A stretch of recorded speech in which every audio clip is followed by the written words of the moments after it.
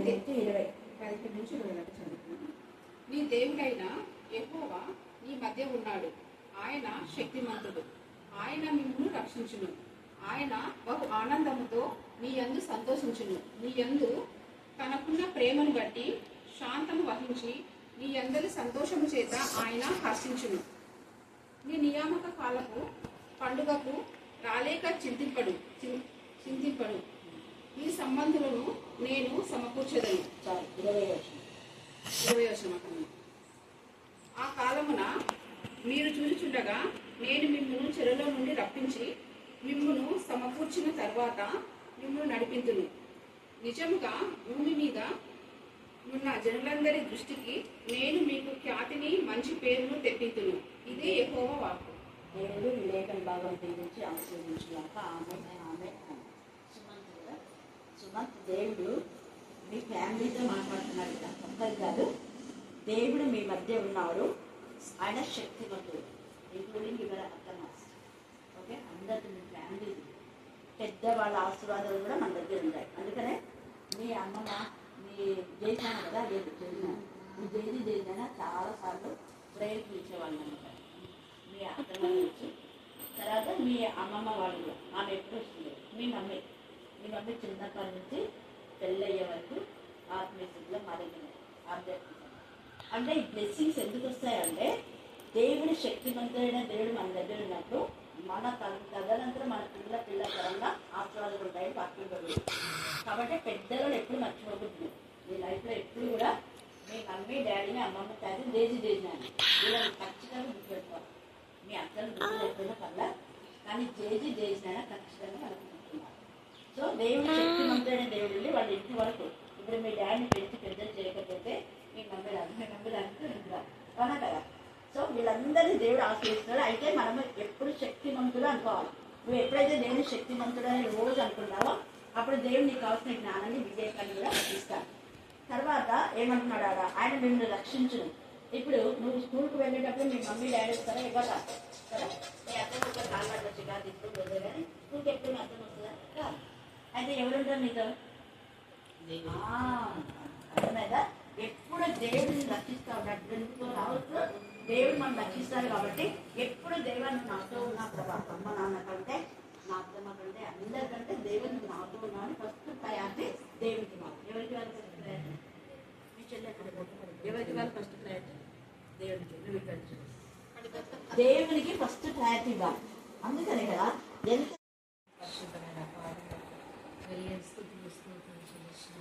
సాయంకాల సమయంలో ఆయన తల్లి దర్శనానికి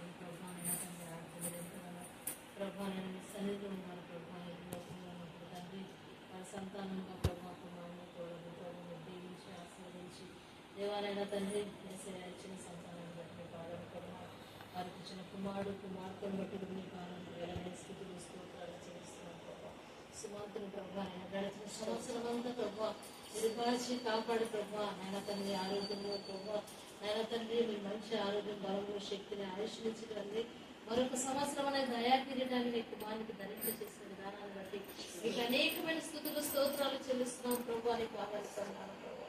అయ్యా నేను నమ్మిన బిడ్డను ప్రభావ నువ్వు ఎంతగానో ప్రభావ నేను నీ పైన ఆధారపడిన బిడ్డను ప్రభావ నీ ఎంతో భయభక్తులు వాళ్ళ చుట్టూ పంచగా కాపుదల కావాలని నడిపిస్తున్న విధానాన్ని బట్టి స్తోత్రాలు ప్రభావ. దేవాలైన తల్లిదండ్రుల యొక్క పిత్రార్జితంలో ప్రభావ నేను నిర్మించుకున్న ప్రభావ ఎదిగించిన మంచి గృహాన్ని బట్టి ప్రభావాన్ని చెల్లిస్తున్నాను. వారు చేసిన పనిలో ప్రభావ కుమారుడు చేసిన దాన్ని గోల్డ్ బిజినెస్ లో ప్రభావ మరి అనుకున్న సమయం కంటే టార్గెట్ రీచ్ చేయడానికి దేవ ప్రతి నెల అందరికీ చూపుతున్న దేవుడి పైనందుకు వందనాలు ప్రభావ.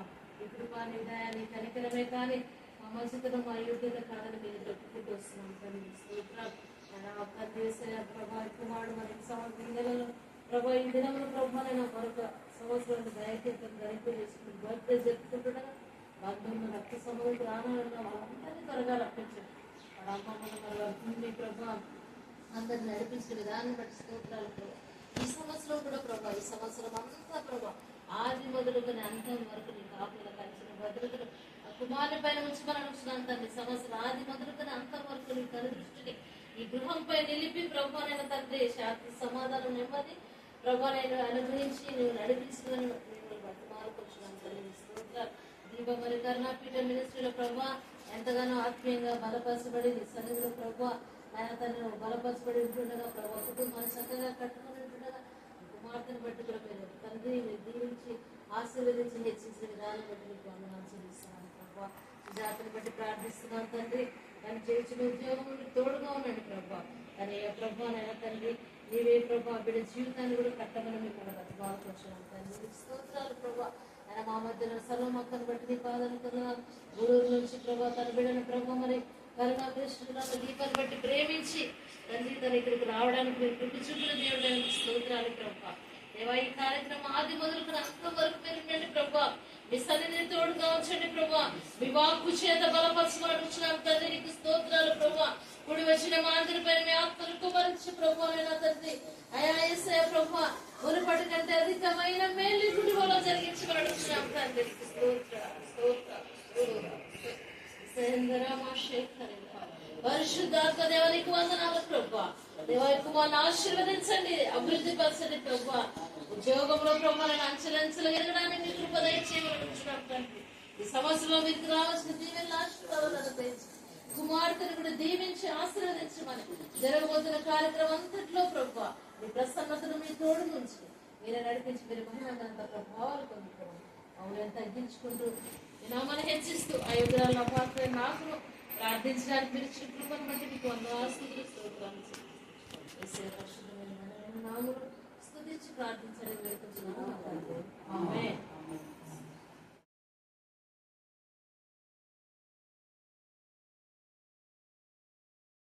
మార్కు సువార్త 12వ అధ్యాయం 35 నుంచి 40 వరకు చదువుకున్నాం. 35 నుంచి 40 వరకు చదువుకున్నాం. ఒకప్పుడు యేసు దేవాలయంలో బోధించుచుండగా క్రీస్తు దావీదు కుమారుడని శాస్త్రులు చెప్పుచున్నారేమి, నేను నీ శత్రువులను నీకు పాదపీఠంలో ఉంచు వరకు నీవు నా కుడివైపున కూర్చుందుమని ప్రభు నా ప్రభుతో చెప్పాడు అని దావీదు పరిశుద్ధాత్మ వలన చెప్పాడు.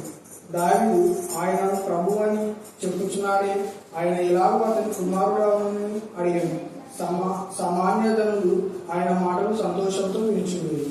మరియు ఆయన వారికి బోధించుచు నీకు శాస్త్రం గురించి జాగ్రత్త పడి వారు నీవు టంగీలు ధరించుకొని తిరుగులను, సంత వీధులలో వందనములను, సమాజ మందిరములలో అగ్రపీఠములను, విధులలో అగ్రస్థానములను కోర్చు, విధవరాండ్ర ఇల్లు దిగమింగుచు మాయ వేషంగా దీర్ఘ ప్రార్థనలు చేయుదురు. వీరు మరి విశేషంగా శిక్ష పొందుదరాని. దేవుడు ఈ లేఖన భాగ్యాన్ని దీవించి ఆస్వాదించుగాక. Shed under the cross, do you know that the Lord has set you free from sin? That you go praising God, the crown and kingdom. So let's keep praising God, praising God till we reach heaven's door. Marching on in His name, for the Lord holds us up till we enter in life. So let's keep praising God till we reach heaven's door. Marching on in His name, for the Lord holds us up till we enter in life. Though the faces around cast darkness out of me, though we fought and cried and reached my prevail, Christ the Lord reasons on, washing our sins away. So what we leave behind and down one we move on. So let's keep praising God till we reach heaven's door.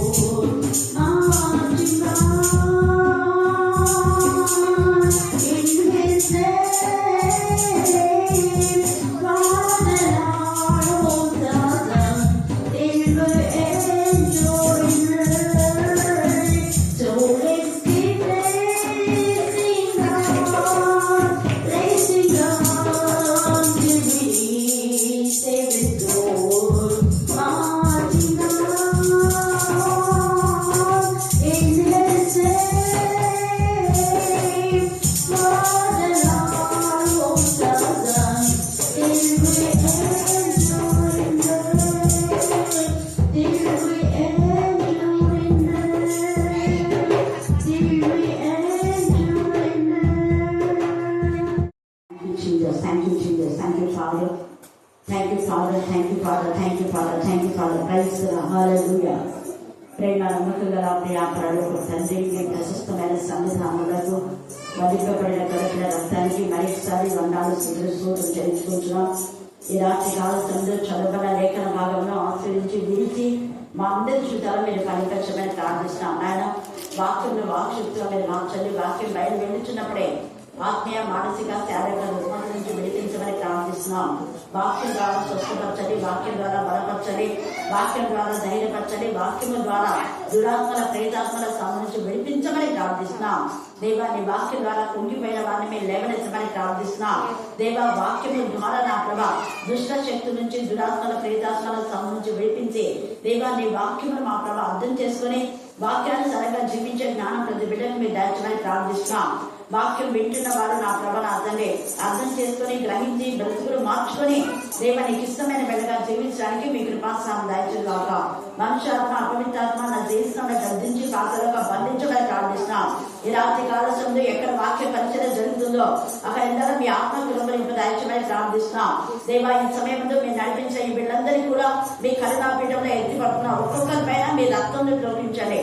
దేవా, మీలో ఏ ఒక్కరు పడిపోకుండా మీ కృప దాయిచమని ప్రార్థిస్తున్నాం. ప్రతి బిడ్డ రోషం వల్ల దేవుని బిడ్డగా పరిశుద్ధత నుంచి అతి పరిశుద్ధులకు వెళ్ళడానికి మీ కృపాస్థానం దాయిచేయండి. దేవా, ఈ బిడ్డగా నా తల్లి ఉదయం అంతరంగంలో మా తల్లి మీరు చూస్తున్న దేవుడు మీకు ఆయాసకరమైన ప్రతి మార్గం వేసినామని గర్జించి పాతలుగా బంధించమని ప్రార్థిస్తున్నాం. లేదా మరొకసారి మీ సెలవు దగ్గర మేమందరం కూడా ఎత్తిపట్టుకుంటాం.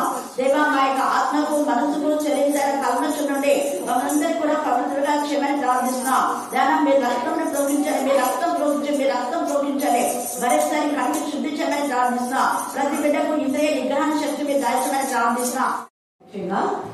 నీ శత్రువులను నీకు పాదపీఠంగా ఉంచుమనకంటే శత్రువులను మనకు పాదపీఠంగా చేయను. చెప్పండి, దేవుడు మన శత్రువులను మనకు పాదపీఠంగా చేయును. తండ్రి అయిన దేవుడు మన శత్రువులను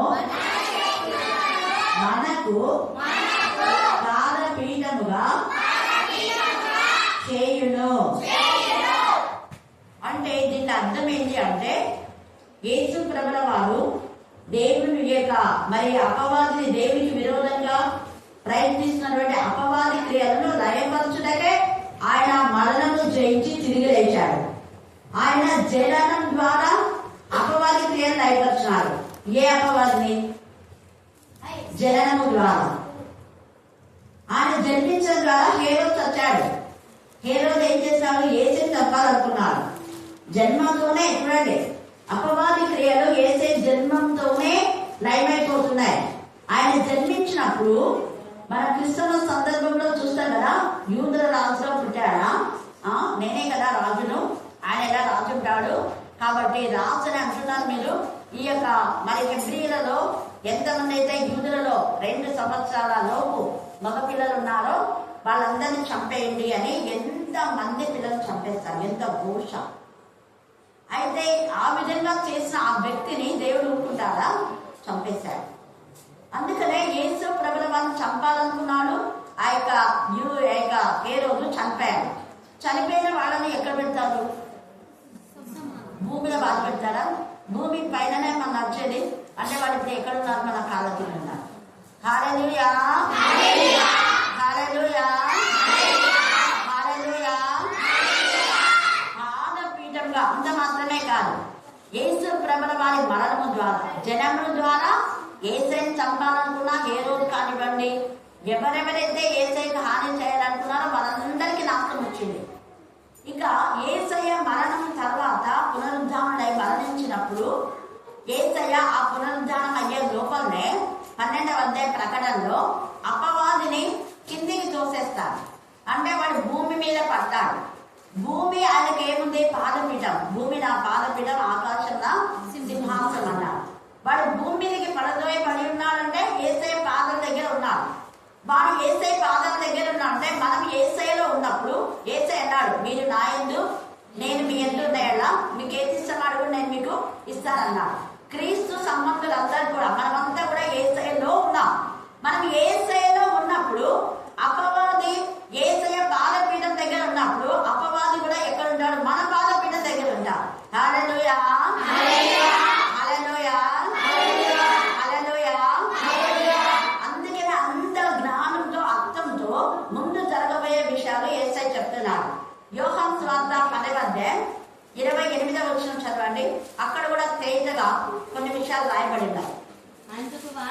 అందుకు వారు నీవే వాని శిశువుడవు, నేను వాటికి నిత్య జీవం ఇచ్చుచున్నాను కావున అవి ఎన్నటికీ నశింపవు. నశింపవంట. ఎవరైతే దేవుని యందు భయము భక్తి కలిగి ఉంటారో వాళ్ళకి నాశనమే ఉండదు. కానీ ఎవరికి నాశనం ఉంటుందంటే భక్తిహీనులకు.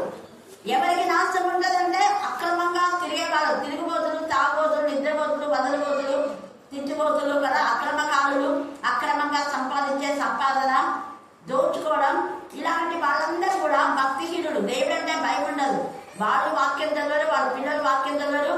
అందుకనే తినడం తాగడం, ఇంకా వాళ్ళు వీళ్ళు ఎన్నెన్నో పోలీస్ కేసులు, ఆ వీధులలో కూడా అక్రమమైన గొడవలు ఇవన్నీ వస్తుంటాయి. ఫలాని వీధిలో ఫలానా పిల్లలు అనే అన్నిలలో ఎంత అవమానకరం. వాళ్ళు ఇలా చేశారు, వీళ్ళు ఇలా చేశారు అని అంటుంటే ఎవరి వీళ్ళు అంటే వాళ్ళు అక్కడ ఉన్న వాళ్ళు అని చెప్తే ఎంత అవమానం కదా. అయితే ఇలాంటి వాళ్ళకందరికీ కూడా ఏదో ఒక రోజు నాశనమే.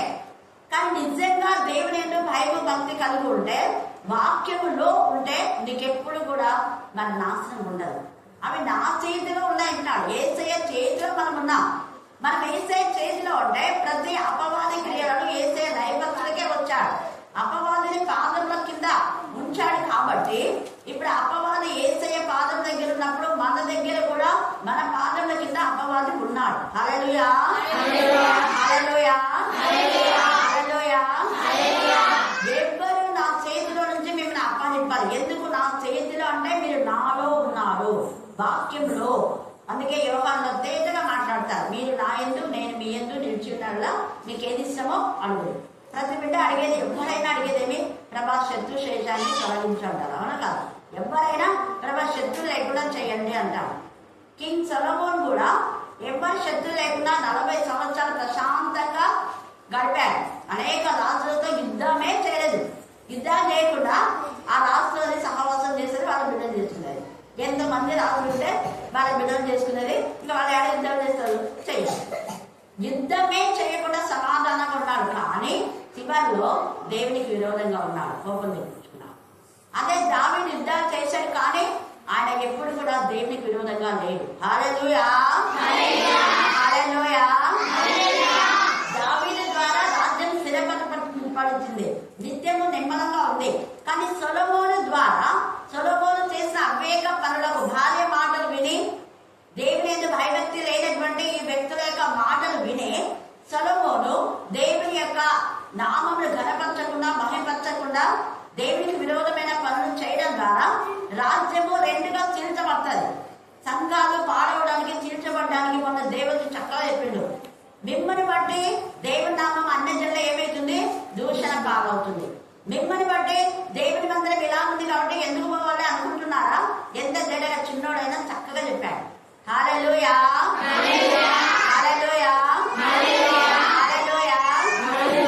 అలాంటి వ్యక్తులు ఇలాగ చేస్తున్నారు, ఎందుకు పోవాలి ఆ సహవాసానికి అనేలాగా ఉండకూడదు. మన సంఘాలు, సహవాసాలు, మన వీధులు. పలాని వీధుల దగ్గరికి పోవద్దు అంటారా లేదా? వాళ్ళ పిల్లల జుట్ట పట్టొద్దు, వాళ్ళు పెద్ద రౌడీలుగా, వాళ్ళ జుట్ట ఎందుకు పడతావు, వాళ్ళతో మాట్లాడద్దు అంటారా లేదా? అదే మంచి పిల్లలైతే వీళ్ళు మంచి పిల్లలు, వీళ్ళతో ఉండండి, వీళ్ళు బాగా చదువుకోండి వీళ్ళతో అంటారు. కాబట్టి మనం ఏ విధానంలో మనం అనిపించుకుంటున్నాం? ఇక్కడైతే తండ్రి అయిన దేవుడు అంటున్నాడు, నీ శత్రువులను నీ పాదపీఠంగా నేను చేస్తానంటున్నాడు. వారు ఎప్పుడైనా పాదపీఠంగా చేసే వరకు దేవుడు వదిలిపెట్టాడు. తన బిడ్డల పక్షంగా ఆయన పోరాడే వాళ్ళుగా ఉంటాడు.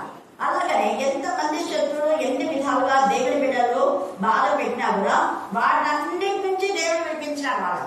ఎలాగంటే మనం ఇర్మియాలో చూసినాం కదా, ఇర్మియా 38లో అక్కడ ఇర్మియాను చంపాలని చూస్తారు. 6వ అధ్యాయంలో 6వ వచనంలో 38 6వ వచనం చదవండి. కాబట్టి నేను వెళ్ళి ఉపవాస దినమున యెహోవా మందిరములో ప్రజలకు యెహోవా మందిరంలోని ప్రజలకు వినబడినట్లు వినబడినట్లు నేను చెప్పగా నేను నేను చెప్పగా నీవు పుస్తకంలో వ్రాసిందంతా చెప్పన్నాడు. ఇక్కడ ఇర్మియా చెప్పినప్పుడు వాళ్ళకంతా కోపం వస్తుంది. అదంతా చదువుకోండి మీరు. కోపం వచ్చి ఇర్మియా మా మీద ఇలా మాట్లాడతావా అని ఇర్మియాను చంపాలి అంట. ఇర్మియాను మరణానికి పాత్రగా చేయాలంట అనేసి గోతిలో కూడా పడేస్తారు. ఆ యొక్క బురదల గోతిలో పడేస్తే సిద్కియా మీ చేతిలో ఉన్నాడు కదా ఇర్మియాను, మీ ఇష్టం ఏమన్నా చేసుకోవచ్చులే అని అంటే ఆ గోతిలో పడేస్తే మీరు 37 ఇర్మియా 38 39 3 అధ్యాయాలు చదువుకోండి. చదువుకుంటే అక్కడ ఇర్మియాకు వచ్చిన శిక్ష నుంచి దేవుడు తప్పిస్తారు. గోతిలో నుంచి వాళ్ళు తీస్తారు. హల్లెలూయా హల్లెలూయా హల్లెలూయా. ఇంకా ఇర్మియా ముఖ్యంగా ఈ 35 నుంచి 39 అధ్యాయాల దాకా కూడా ఇదే వ్యవస్థ జరుగుతూనే ఉంటది.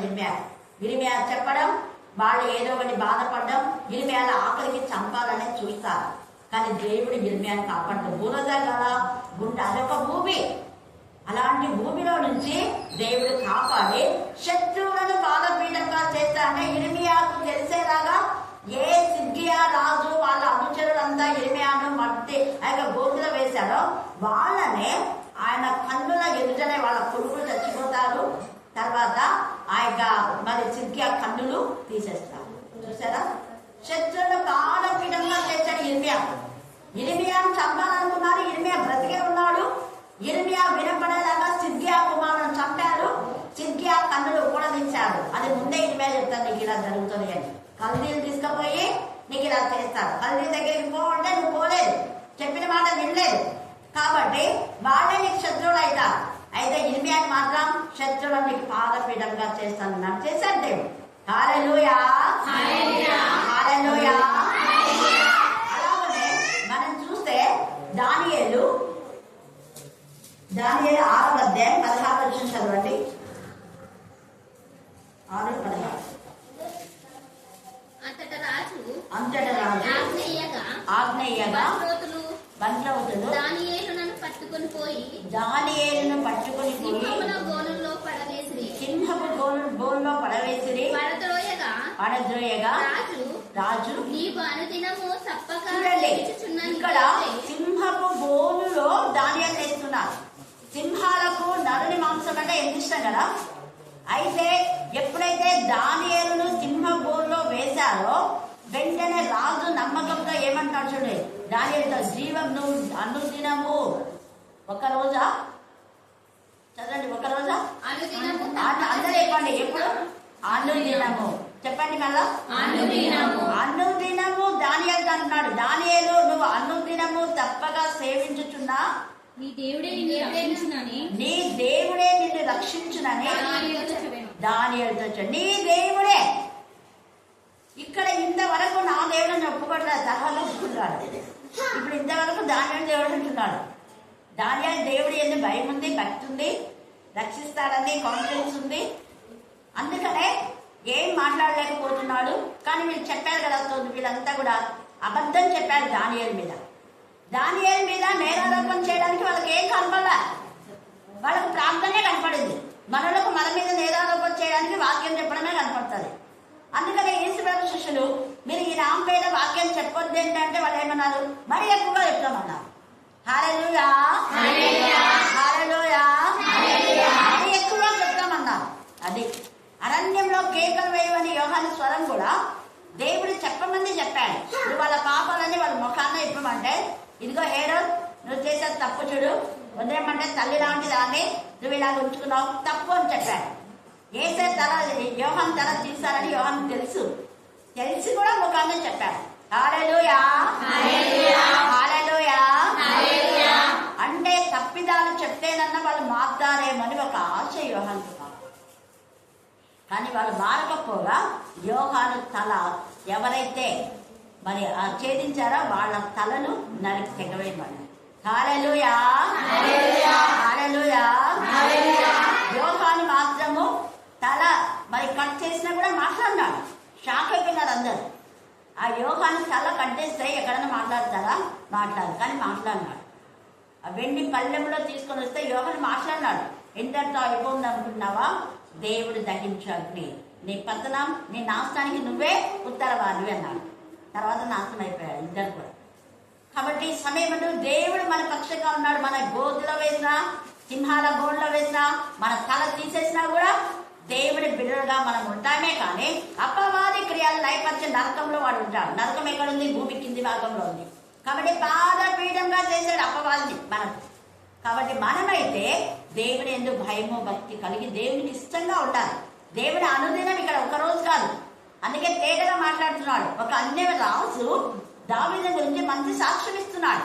ఒక్కరోజు కాదు, ఆదివారపు క్రైస్తవులు కాదు, లేదా పండగ క్రైస్తవులు కాదు, లేకపోతే కోతకాలం పండగలో బాగా తిండి దొరుకుతుందని, యూత్ మీటింగ్ లో తిండి దొరుకుతుందని, ఉపవాస ప్రాంతంలో తిండి దొరుకుతుందని, లేకపోతే ఏమైనా చీరలు ఇస్తున్నారని, తిండి కోసం చీరల కోసం ఏమో ఇస్తారని పోలేదు. అనుదినము డబ్బుల కోసం పోలేదు, డబ్బుల కోసం ప్రార్థించలేదు దానియేలు. అనుదినము దేవుని ప్రార్థిస్తున్నాడు. ఎవరి కోసం? ఆ రాజ్యం కోసం, అక్కడ జ్ఞానులందరూ కూడా కాపాడబడాలి అని అందరి కోసం ప్రార్థిస్తున్నాడు దానియేలు. హల్లెలూయా, హల్లెలూయా, హల్లెలూయా. కాబట్టి మధ్యాహ్నం ఈ రాత్రి కాల సమయంలో మనం జ్ఞాపకం చేసుకోవాలి. దానియేలు ప్రార్థన దేశ క్షేమం కోసం ప్రార్థన చేస్తున్నాడు, రాజు కోసం ప్రార్థన చేస్తున్నాడు, జ్ఞానులందరి కోసం ప్రార్థన చేస్తున్నాడు. అయితే ఆ జ్ఞానులకు, శకునగాళ్ళకు, మిగతా గారడి విద్య కలవాళ్ళందరూ కూడా మాకంటే ఎక్కువ దానియేలుని అప్రిషియేట్ చేస్తున్నారే అని వాళ్ళకంతా కూడా విషపూరితమైన ఆలోచన వచ్చి దానియేలు సింహం భావంలో పడేస్తే సింహాలు తిన్నాయా? తిన్నా. అవేమంటున్నారు? రే మనము ఏమో అనుకున్నాం, కానీ మనకంటే పెద్ద సింహం వచ్చారా, మనం తినేది కదా బాబోయ్ అని తలలోంచి దాని దగ్గర పోయి నాకుతున్నాయి. అయ్యే బాబోయ్, ఇది యూదా గోత్రం సింహం, ఇది మామూలు సింహం కాదా అని అన్ని వచ్చి దానియేలు చుట్టూ కూర్చొని దానిని నాకుతున్నాయి. మమ్మల్ని దీవించరా దానియేలు, నోరు రావు కదా, నోరు రావు కాబట్టి అన్ని నాకుతున్నాయి. నాకు తెలుసారా ప్రేమతో ఉన్నప్పుడు ఏం చేస్తాయి? నాకుతాయి. చూడండి ఎంత గొప్ప కృప. ఆశ్చర్యం అయిపోయినారు. అరే సింహం గోళ్ళలో పలేస్తే తిన్నాడేమో, ఎముకలన్నీ మిగిలిందా అని అనుకున్నారు. తర్వాత చూస్తే బాగున్నాడు. ఆ తర్వాత ఎవరైతే దానియేలు పైన నేరారోపణ చేశారో దేవుడి ఉగ్రత వెంటనే వచ్చింది వాళ్ళకు. చూసారా? ఎవరు చేశారో వాళ్ళని పడేయకుండా ఉంటే వాళ్ళని ఇంకా గుహ దగ్గర తీసుకుపోతుంటేనే అవి ముక్కలు ముక్కలు చేసి పడేస్తాయి, ఎముకలు మిగిల్చినాయి. అది అపవాది క్రియలు లయపరచడకే తండ్రి అయిన దేవుడు మన పక్షంగా ఉన్నాడు. యేసయ్య జనన మరణ పునరుద్ధానాలు అపవాది క్రియలు లయపరచడకే, అపవాదిని బంధించడకే, అపవాదిని మన పాదములకు పీఠంగా చేసే వరకు మనమైతే ఎల్లప్పుడూ ఆయన సన్నిధిలో ఉండాలి. ఆయన వాక్యంలో, ఆయన పరిశుద్ధాత్మలో మనం దాగుకునే వారంగా మనం ఉండాలి. అందుకని ఇక్కడ అన్నాడు కదా, నీ శత్రువుని పాదపీఠంగా చేయ వరకు నువ్వు ఎక్కడ ఉండాలంట? నా కుడి పార్శ్వంలో కూర్చుండమని ప్రభువు నా ప్రభువుతో సెలవిచ్చినాము. మనకు ప్రభువుతో అంటే ప్రభు మనకు శిరస్సు అయినాడు కాబట్టి మనమంతా ప్రభు బిడ్డలం. ఎవరైతే ప్రభు శిరస్సుగా ఉన్నారో వాళ్ళందరికీ యేసయ్య ఆ యొక్క శత్రువులను పాదపీఠంగా చేస్తారు. ఈ వాగ్దానము వాళ్ళందరూ స్వతంత్రించుకుంటారు. అలాగనే మనం చూస్తే ఇక్కడ కీర్తన 57లో అదుల్లాము గుహలో అక్కడ ఎవరున్నారు? దావీదు. మరి గుహలో ఎన్నో సింహాలు ఉంటాయి, కలేబరాలు ఉంటాయి, ఎముకలు ఉంటాయి. ఆ భయంకరమైన ఎముకలు కత్తులాగా ఉంటాయి. వాటిలో నడుస్తూ వాటిలో కూర్చొని మోకాళ్ళకు రక్తం కారుతున్నా, కాళ్ళకు రక్తం కారుతున్నా దావీదు దేవునికి ఏం చేస్తున్నాడు? మొరపెడుతున్నాడు. దేవాన్ని రెక్కల మాట నన్ను దాచుకో. చదవండి 57:1 పైన ఉంది కదా. నన్ను కరుణింపుము, నేను నీ శరణు వచ్చి ఉన్నాను, నేను నీ శరణు వచ్చి ఉన్నాను. ఈ ఆపదలు తొలగు వరకు, ఈ ఆపదలు తొలగి వరకు నీ రెక్కల నీడను నీ రెక్కల నీడ. రెక్కలు అంటే నేను చాలాసార్లు చెప్పాను. ఏంటి రెక్కలు అంటే? ప్రార్థన వాక్యం. రెండే రెక్కలు. అనుదినం వాక్యం చదవాలా, ప్రార్థన చేయాలా. ఒట్టి ప్రార్థన కాదు, ఒట్టి వాక్యం కాదు.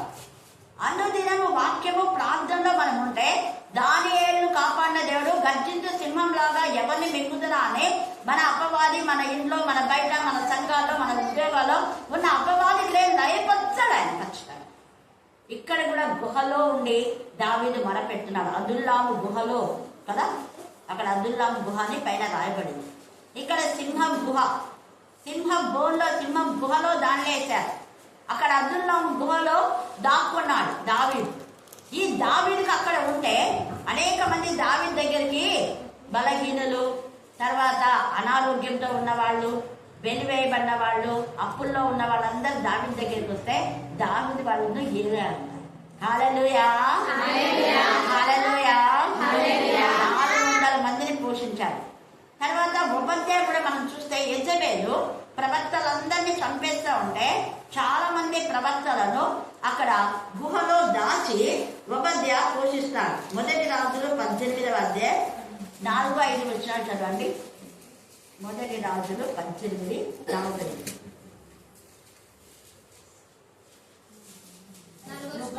ఓబాద్య యెహోవాయందు బహు భయభక్తులు గలవాడు. అది ఎవరు దేవుని పిల్లలకు సహాయం చేస్తారు అంటే దేవుని భయభక్తి గల వాళ్ళే. దేవుని భయభక్తి గల వాళ్ళు దేవుని పిల్లలకు సహాయం చేయకపోగా అనవసరంగా మాట్లాడుతుంటారు, నోటికి వచ్చినట్టుగా మాట్లాడుతుంటారు, శిక్ష తెచ్చుకుంటుంటారు. ఇక్కడ ఉపధ్యాయ ఏం చేస్తున్నాడంట? ప్రవక్తలను దేవుని భయభక్తి గలవాడు కాబట్టి యెజబెలు యెహోవా ప్రవక్తలను నిర్మూలము చేయుచుండగా గుహలో ఏబదేసి మందిని ఎంతమంది అంట? 100 దాచి అన్నపానం ఇచ్చి పోషించాడు. ఇతను ఎవరంటే ప్రవక్త శిష్యుడు. ఈయన రాజుగారు, ఈయన పెద్ద ధనవంతుడు కూడా కాదు. ఆయన దగ్గర ఏమి లేకపోయినా అప్పుడు అప్పు చేశాడు. ఆ అప్పే దేవుడు తీరుస్తాడు. మనం 1 రాజుల్లో మనం చూస్తే ఆ యొక్క 2వ రాజు 4వ అధ్యాయంలో నేను ప్రవక్త శిష్యుల్లో ఒకరి భార్యను అని చెప్తారు కదా, ఆమె విధవరాలు ఉపధ్యాయ భార్యనే. ఆమె ఆ 2 కుమారులను చెరలో తీసుకొని పోవాలంటే అక్కడ ప్రవక్త రైట్ వేలో చెప్తాడు. ఏమని? అమ్మా నువ్వు అప్పు చేసినావా, నువ్వు విధవరాలులే, వాళ్ళకి నేను చెప్తాను అలా అప్పు తీర్చాలి అంటాడు. హల్లెలూయా, హల్లెలూయా.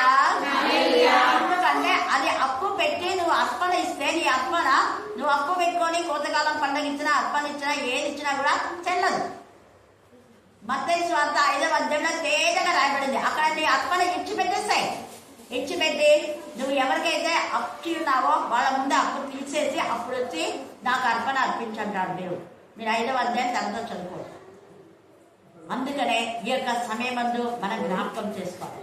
అర్పణ అర్పించేటప్పుడు నీకు ఎవరికన్నా అప్పు ఉన్నావని నీకు గుర్తొస్తే చదువుమా సంజుగా 5వ అధ్యాయం, మత్తయి సువార్త 5వ అధ్యాయం 27.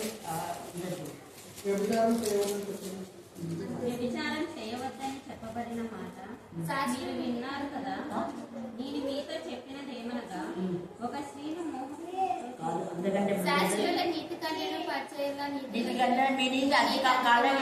రాజ్యం ప్రవేశించండి, కానీ తర్వాత ఉండేది చదువుకోండి మీరు. కాబట్టి ఈ సమయమందు మనం ఏదైనా దేవునికి ఇవ్వాలంటే మొదట మన యొక్క మనసుకు ఆత్మకు తగిన కల్మషం నుండి మనం పవిత్రులుగా చేయబడాలి. మనం పవిత్రులుగా చేయబడితేనే అర్పణలు దేవునికి ఇష్టం. ఈ అర్పణలు అన్నిటికంటే కూడా మన జీవితంలో సమర్పించడం చాలా ఇష్టం. ఇక్కడ విధవరాలు కానుక ఇచ్చేటప్పుడు అందరికంటే విధవరాలు కానుక చాలా వేచింది అంటాడు 43లో కదా. కానీ ఆ విధవరాలు కానుక ఏంటంట? జీవనం అంతా అంట. హల్లెలూయా, హల్లెలూయా. జీవనం అంతా అంటే ఆమె జీవితాన్ని దేవుడికి సాక్రిఫైస్ చేసింది. ఈ యొక్క రాత్రి కాల సమయమందు దేవుని కోసం ఎన్నో ఇస్తున్నాం. మరి కుటుంబంలో ఒక్కరినైనా మనం దేవుని సేవకు సమర్పిస్తున్నామా? ముఖ్యమైన అర్పణ మన పిల్లలను దేవుని సేవకు సమర్పించడమే. అది చాలా ప్రాముఖ్యమైనది. జయిస్తుండే ఖచ్చితంగా దేవునికి సమర్పించాలి. మనం చాలా మంది అలాగా దేవునికి పిల్లలను సమర్పించడం లేదు. దేవునికి సమర్పించకపోయినా పర్వాలేదు, కానీ అసలు ప్రార్థనకే రాకుండా చేస్తున్నారు. వాక్యమే చదవని వాళ్ళు ఇంకేం సమర్పిస్తారు? సమర్పించలేదు. అందుకే కనీసం నువ్వు నీ పిల్లలు సమర్పించకపోయినా వాళ్ళకు రక్షణ మార్గమైన బోధించు. నరకానికి వెళ్లకుండా వాళ్ళను మరి దేవునికి మహిమకరంగా పెంచాలని దేవుని వాక్యం ద్వారా మనం మరి ఇక్కడ హెచ్చరించబడుతున్నాం. అలా దేవుని భయభక్తి కల వాళ్ళను దేవుడు ఊబిలో వేసినా కాపాడుతాడు, సింహభూమిలో వేసినా కాపాడుతాడు. మరి ఇలాంటి యెజబెల్ లాంటి నీచమైనటువంటి వ్యక్తులు మన సమాజంలో ఉంటారు. అలాంటి రాక్షసుల నుంచి కూడా దేవుడు మనల్ని కాపాడుతాడనే పరిశుద్ధాత్మ దేవుడు ఈ రాత్రి మనతో మాట్లాడుతున్నాడు. దేవుడు ఈ లేఖన భాగాన్ని దీవించి ఆశీర్వదించుగాక. ఆమేన్, ఆమేన్, ఆమేన్. ఈ సమయంలో చివరి ప్రార్థన మార్తమ్మ.